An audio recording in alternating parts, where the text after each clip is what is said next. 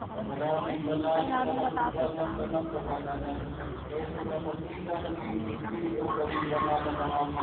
Nakumbay tatay namin. Pag yan po kayo ng pusa, ibig sabihin effective talaga itong gamot na ito.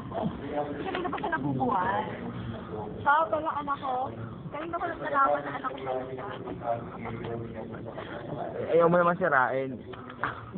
Carefully na ito pinihirapan kami kanina pa po. Ganyan ka lang, ha? Parin nga ng ayos ng buto-buto. Ayos. Ayan. Ayos ang buto-buto. Diba?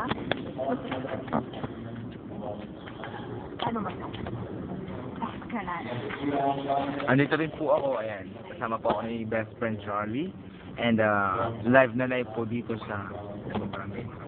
Sa Delahican, nasa St. Raphael College po. At ayaw namin mag-rain. Napilitan kami gawa ng ayos na buto-buto, gawa ng extra. Ang ayos ng buto-buto. Gawa yan ng kalan. At may bata makulit. Ayan. Ayan. Batang makulit. Ito lang kilala.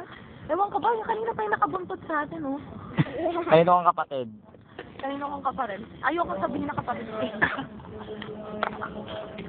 Ayaw niya magkulit pa. Ay, mamaya po matatapos na yung misa, balay yung simbahan nila. Ang ganda ng simbahan namin. Ito ang aking parang.